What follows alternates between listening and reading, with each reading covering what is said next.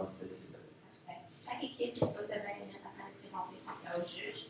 J'afficherai un carton pour les 10, les 5, les 2 dernières minutes et les 30 dernières secondes de la présentation. Comme ça.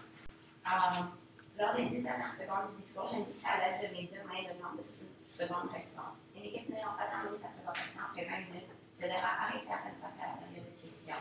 Une période de questions d'une durée maximale de 5 minutes est allouée au jury à la fin de la présentation.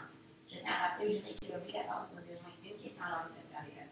J'inviterai maintenant les juges à se présenter brièvement pour ensuite débuter. Bonjour, Pascal Gache, directeur de la distribution chez Métro, fruits, légumes, produits laitiers, poissons et fruits de mer. Bonjour, Martin Noël, gestionnaire d'opération et de projet d'entrepôt avec la BAT de Saint-Julien. Anthony Castonguay, directeur de transport de la brasserie Laval pour la province. Amélie Mollet-Gauthier, conseillère ressources humaines pour la brasserie Laval de Montréal avec un background en logistique.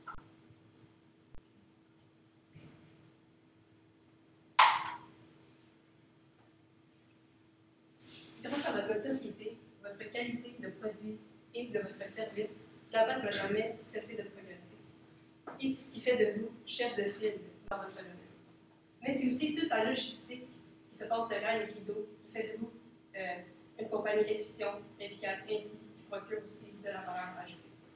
Maintenant, consultant de la PPR, Guillaume Poirier, Jean-Christophe Robichaud et moi-même Stéphanie Pigeon, allons vous proposer des solutions efficaces, viables, qui s'alignent avec vos valeurs afin de vous propulser vers l'avant. Mon collègue Jean-Christophe va donc débuter avec votre situation actuelle. Merci Stéphanie. Effectivement. Donc, on a fait ressortir des points très importants qui sont en fait de votre situation actuelle dans le cadre de l'internalisme de votre entreprise. Ce sont des points en fait qui ont joué un rôle déterminant lors de la sélection de nos solutions qu'on vous présente aujourd'hui.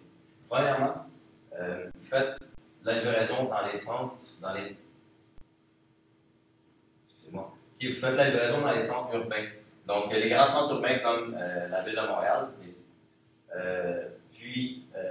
aussi, vous êtes présentement en pénurie de main-d'œuvre dans les transports.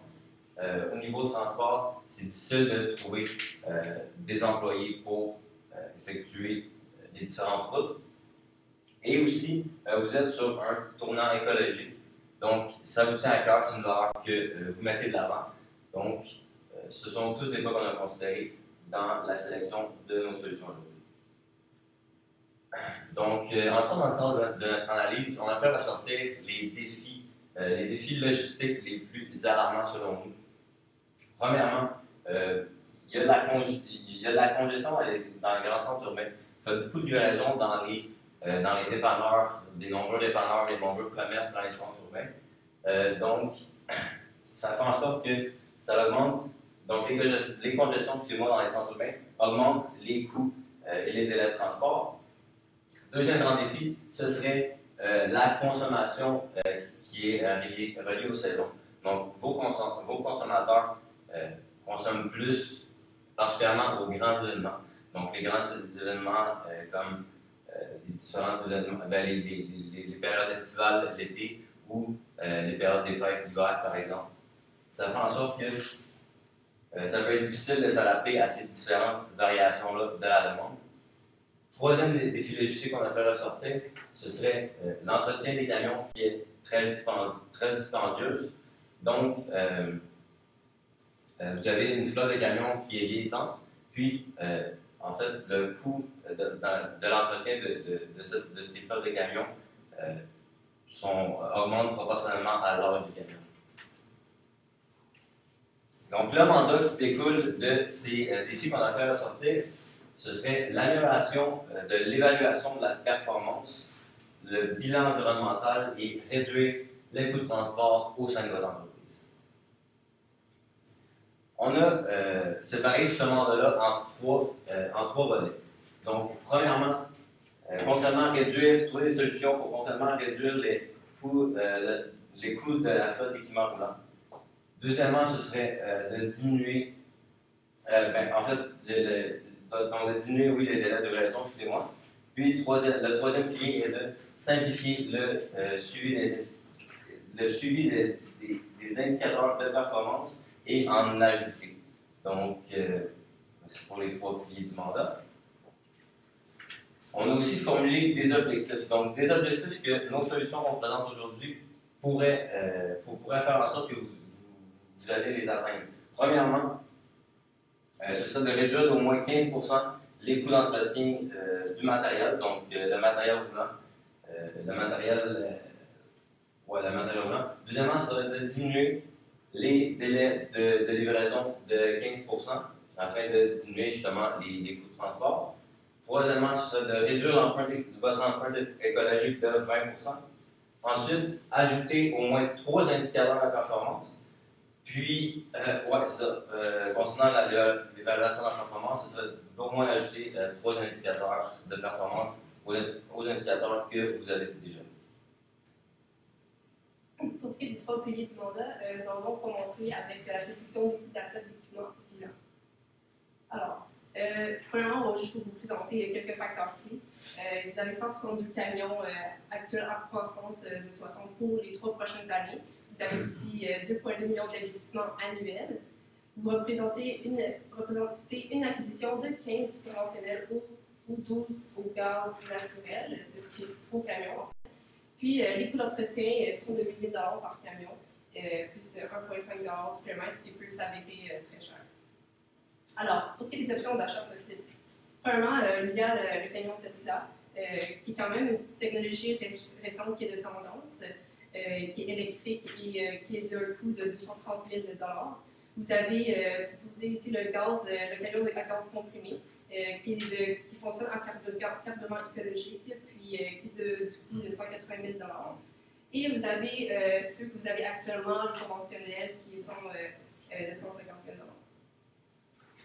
Donc, dans le but d'analyser réellement les 3 options qui étaient présentées à nous, soit les 3 options que ma collègue vient de mentionner, on a fait ressortir plusieurs critères dans une analyse de type multicritère pour être sûr de sélectionner la bonne option qui serait bonne pour vous dans l'optique où vous désiriez améliorer votre flotte de camions, soit la passer à 60. Donc, au niveau du... vous pouvez voir ici, vous avez des couleurs. Donc, en vert, c'est sûr que c'est positif. En jaune, c'est moyen, dépendamment du critère. Et en rouge, c'est sûr que c'est plus faible. Par exemple, au niveau du coût, c'est sûr que le camion conventionnel correspond mieux aux besoins, étant donné que c'est 150 000 à l'unité, 180 000 pour celui à gaz comprimé, et on peut parler environ de 230 000 pour celui de Tesla qui est électrique.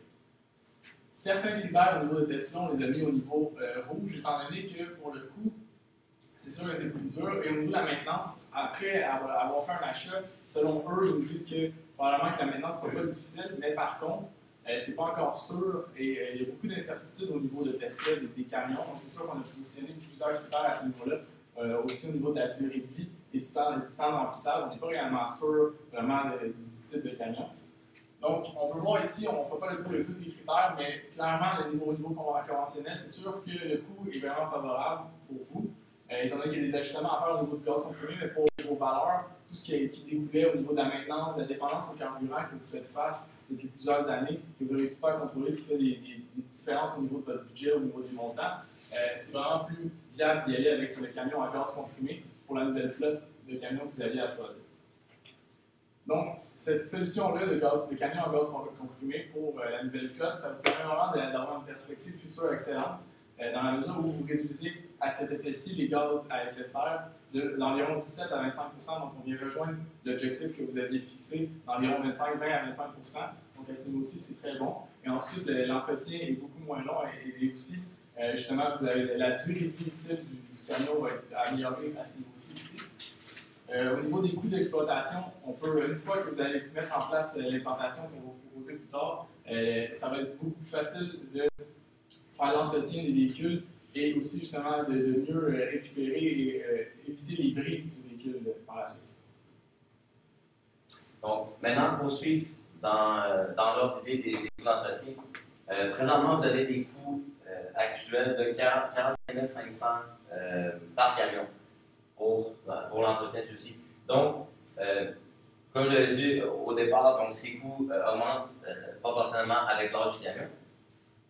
Donc, en analysant votre entreprise, on s'est effectivement rendu compte que le fait de le faire à l'externe, on peut en fait réduire le coût de 20 % en effectuant cet entretien à l'interne au lieu de l'effectuer à l'externe en sous-traitant cette tâche.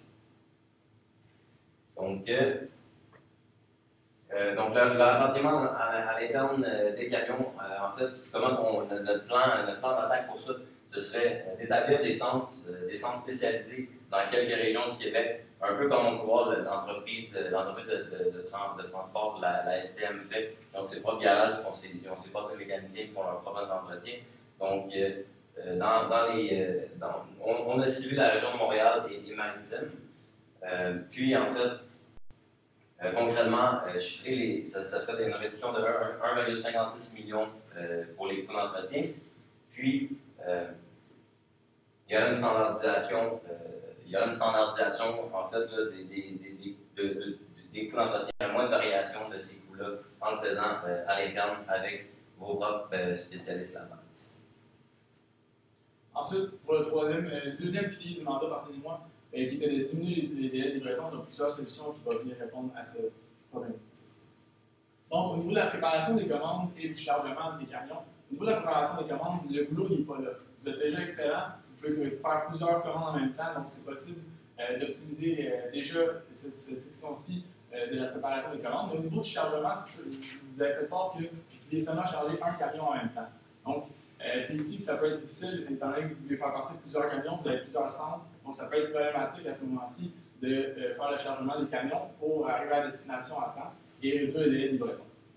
Donc, nous ce qu'on vous propose, c'est vraiment de travailler sur justement le chargement des camions par trois différentes tactiques, soit seulement de minimiser le temps de chargement. Ce qu'on entend par là, c'est vraiment toutes les activités autour du chargement, soit la personne qui va remplir le camion ou encore juste le fait de passer les papiers qui doivent aller, pardonnez-moi, à destination, juste vraiment que tout ça soit standardisé d'une manière à ce qu'il n'y ait aucun temps mort, aucun gaspillage dans une perspective de développement en ligne.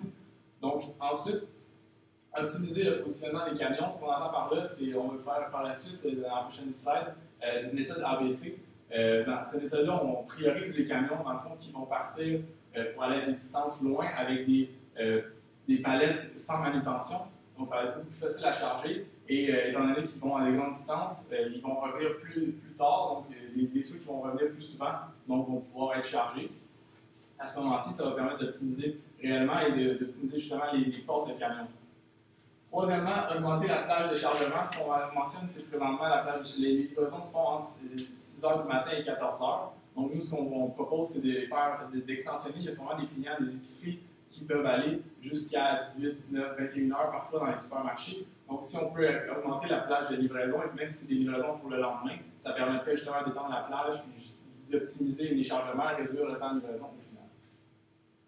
Au niveau de la classification ABC, comme mentionné, justement ici, c'est d'optimiser le positionnement des camions. Ça a été déjà fait mention un peu, c'est selon le nombre de livraisons, la destination, la quantité livrée, ce serait tous des facteurs qui pourraient favoriser cette classification-là, de A à plus important à aller aux produits aux camions C, des faire des distances.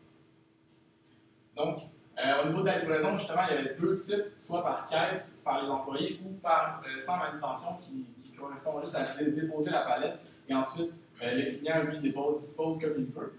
Donc, le temps des chargements était de 80 caisses par heure lorsqu'on était par caisse et de 20 minutes par livraison lorsqu'on était sans manutention. Donc, c'est sûr que juste au premier regard, on voit que sans manutention, c'était beaucoup plus avantageux pour vous. Donc, nous, ce qu'on vous dit, c'est vraiment de prioriser cette entente-là avec vos clients. C'est vraiment ce qui va être mieux pour vous, étant donné que vous faites de la livraison de gros volumes.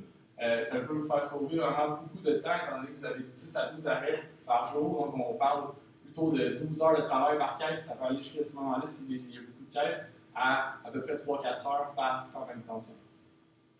Donc, ça, c'est le choix qu'on a décidé d'y aller pour le type de livraison. Ensuite, au niveau du transport, on avait juste une petite recommandation à faire pour vous. C'est vraiment d'éviter au maximum les livraisons dans les régions de Montréal, étant donné qu'il y a vraiment beaucoup de congestion dans ces moments-ci. Avec les travaux sur les changeurs sur cours, c'est difficile. Donc, vous avez fait des agrandissements au niveau de l'entrepôt de Saint-Hubert et l'entrepôt de Terrebonne. Vraiment prioriser les transports qui vont aller autour de la région de Montréal à partir de ces deux grands centres. Et pour la petite région de Montréal, de continuer de desservir par la salle. Mais si jamais il y a un problème, on peut quand même utiliser des 3PL pour faire des petites livraisons par caisse si vous avez des endroits où ce n'est pas par palette.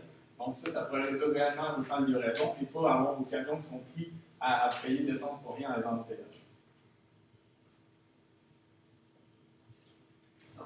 Pour ce qui est du troisième pilier du mandat, on va aller regarder la simplification des indicateurs de performance. Vous nous avez donc suggéré d'en proposer d'autres qui seraient pertinents. Alors, premièrement, nous avons le taux de fiabilité, on voulait le fixer à au moins 99%. Puis, nous avons aussi la capacité de remplissage d'un camion. C'est sûr qu'on peut aussi le maximiser le plus possible. Comme ça, il y aurait moins de transport, alors ce serait beaucoup plus écologique, alors 70%. Puis aussi pour ce qui est des employés, on va regarder le taux de roulement, qui serait important dans un contexte de pénurie, puisque vous avez mentionné que vous avez aussi des pénuries de main-d'œuvre. Alors, pour ce qui est de l'application mobile, vous avez proposé, vous avez dit en fait que vous avez de la misère avec la gestion, en fait, de le temps que ça prenait à classer ces indicateurs de performance. Alors, ce que je vous suggère donc, c'est une application mobile, c'est que dans le fond, chaque employé va pouvoir, sur son téléphone, avoir cette application et mettre à jour automatiquement les indicateurs de performance que vous avez. Alors, les bénéfices de ça, c'est que ça va libérer les cadres au lieu que ce soit le directeur qui le fasse, alors c'est les employés qui vont pouvoir le faire. Puis aussi, ça va diminuer les coûts, ça va être aussi facilement intégrable à votre système ERP. Puis ça va aussi créer un sentiment d'appartenance de vos employés qui vont pouvoir participer à la performance de votre entreprise. Donc, maintenant, les étapes générales d'implantation du projet de ces nombreuses solutions. Donc, ce sont des étapes, on est conscient qu'en temps réel, il peut y avoir des changements. Malgré tout, on est certain que ça peut vous influencer lorsque vous allez adhérer à nos solutions. Donc, premièrement, ce serait de faire les appels d'offres. Donc, de faire les appels d'offres pour le spécialiste en TI qui pourrait développer l'application des employés pour entrer les données des indicateurs de performance par eux-mêmes. Ensuite, ce serait de faire les appels d'offres pour votre un fournisseur pour les nouvelles flottes de camions, la nouvelle flotte de camions. Deuxièmement, ce serait de modifier les horaires. Donc, modifier les horaires, donc élargir les horaires pour la plage de chargement. Troisièmement, ce serait de réaménager les entrepôts, donc les entrepôts qu'on a ciblés de Montréal et dans les maritimes. Réaménager les entrepôts dans le sens pour pouvoir créer les centres d'entretien à l'interne avec vos spécialistes.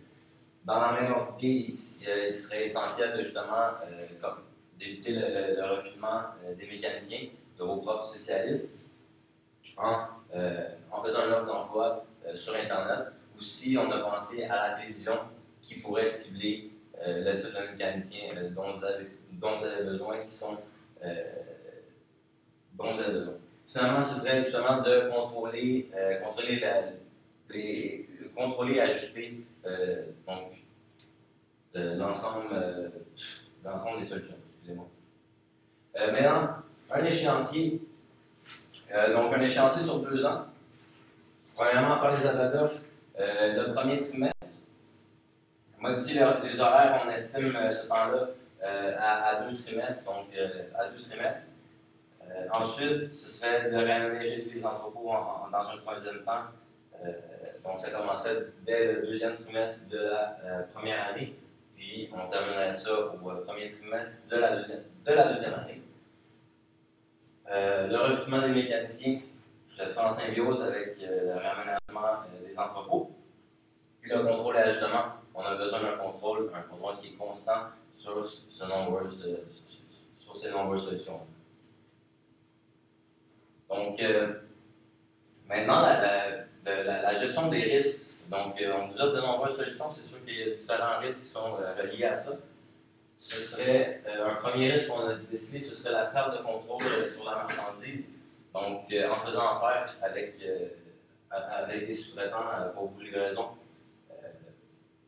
ce serait en fait d'établir des partenariats de partage d'informations pour une meilleure transparence de l'information.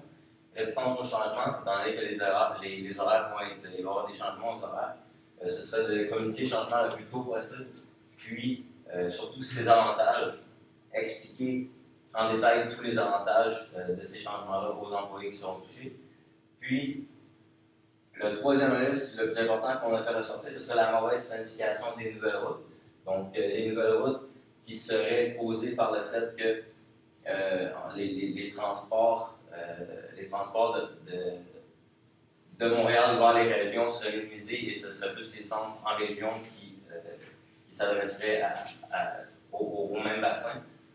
Donc, faire des simulations par ordinateur au préalable, faire des simulations, ça fait en sorte de continuer vos opérations sans, en fait, de tester les solutions sans interrompre vos opérations actuelles.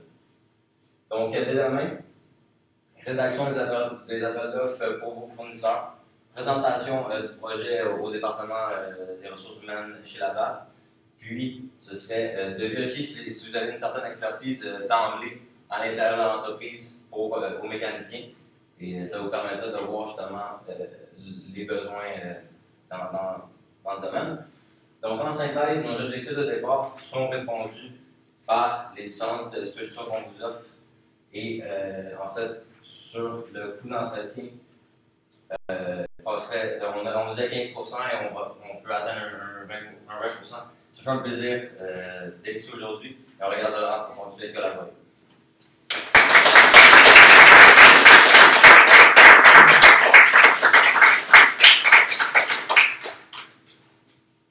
Merci beaucoup. Petite question. Lorsqu'on parlait d'indicateur de performance, il y a un indicateur que vous proposez, c'est la capacité de remplissage. Si vous avez l'opportunité de valider à quel pourcentage, vous proposez 70% comme objectif, à quel pourcentage de remplissage je peux commencer à réduire ma flotte? L'important de ce KPI-là, de cet indicateur-là, c'est d'augmenter mon niveau de chargement pour réduire ma flotte globale. Si vous avez pensé à, ou y a une méthode que vous avez pensé à analyser pour dire je vais réduire ma flotte de 170 camions? Il reste sûr donc de remplir les camions donc à capacité maximale. Dans un camion, l'espace disponible dans la remorque, il y a un 90% d'espace disponible qui peut être rempli par des palettes. Ce serait de remplir les palettes à un taux maximal. Par contre, on ne visait pas un taux de 90 parce que ce n'est pas vraiment réaliste pour vous, étant donné que vous avez de nombreux clients et de consolider des palettes complètes, c'est vraiment plus complexe dans votre cas. Deuxième petite question rapide. On parle de diminuer les coûts d'entretien. On parle de développer des centres de réparation dans le secteur rural. Est-ce qu'on a pensé au coût d'investissement et au retour sur l'investissement par rapport à l'implémentation de ça? Oui, justement, au niveau étant que vous avez déjà des mécaniciens à l'interne qui travaillent, nous, ce qu'on pensait faire, c'est en rajouter quelques heures pour pallier à ce manque qu'il allait avoir à ce moment-ci, et les former à partir des employés qu'il y a à la salle. Donc, comme ça, on équilibrait, on standardiserait justement le coût d'entretien partout, que ce soit en région ou en ville. Ensuite, c'est sûr que le retour sur investissement, c'est 20% de tout vos coûts de maintenance, donc 1,5$ du kilomètre, 25 000 km par camion, ça fait vraiment un gros montant. Tandis que l'engagement, on pourrait parler d'un 3 à 4 en mécanicien de plus par centre, nous on va s'en placer à environ 5. C'est sûr qu'on pourrait penser à un retour sur investissement à peu près 1,50, étant donné que ça va coûter environ 600-700 000 si on fait le calcul. Pour le deuxième pilier de réduire les délais de livraison, vous suggérez d'augmenter les livraisons sans manutention. Comment vous suggérez qu'on augmente les arrêts qu'on fait sans manutention? Les arrêts que vous faites sans manutention? C'est ça. Vous indiquez que ce qui permettrait de réduire nos délais de livraison, c'est de faire plus d'arrêts sans manutention. Comment suggérez-vous qu'on fasse cela? Justement, c'est en termes vous avez des accords avec vos clients. Donc, c'est sûr qu'eux, généralement, ont les équipements à l'interne pour juste prendre la palette et la décharger et non vous faire faire du transport. Donc, c'est sûr que vous allez devoir débourser un coût supplémentaire au début. Et si vous réussissez à mettre, par exemple, dans un même secteur, tous des accords de livraison sans manutention, c'est à ce moment-ci que ça va être payant pour vous. Vous allez pouvoir vraiment réduire le délai et ça va être encore plus payant que l'investissement que vous allez faire au début. J'aimerais savoir, quand on a parlé des indicateurs de performance, vous avez suggéré d'ajouter 3 indicateurs. Par contre, on en a déjà beaucoup. Ça prend plus qu'une journée à notre directeur pour les compiler. Alors, est-ce que vous aviez pensé à l'opportunité de supprimer certains indicateurs qu'on a déjà et cibler lesquels? En fait, ce que vous avez déjà, on trouvait qu'ils étaient tous très pertinents. Puis le fait justement avec l'application mobile qu'on vous suggère, Cela va permettre de réduire justement le temps de classer et de générer tous ces indicateurs de performance dans votre système ERP. Et en fait, l'application mobile, ce qui est bien, c'est que ça peut être intégré dans votre système et vous pouvez aussi ajouter dans les perspectives futures d'autres modules à cela. Votre lettre d'équipe, c'est laquelle? Oui. Super.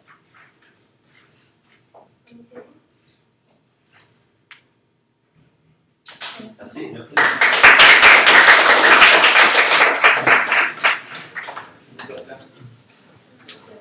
Merci.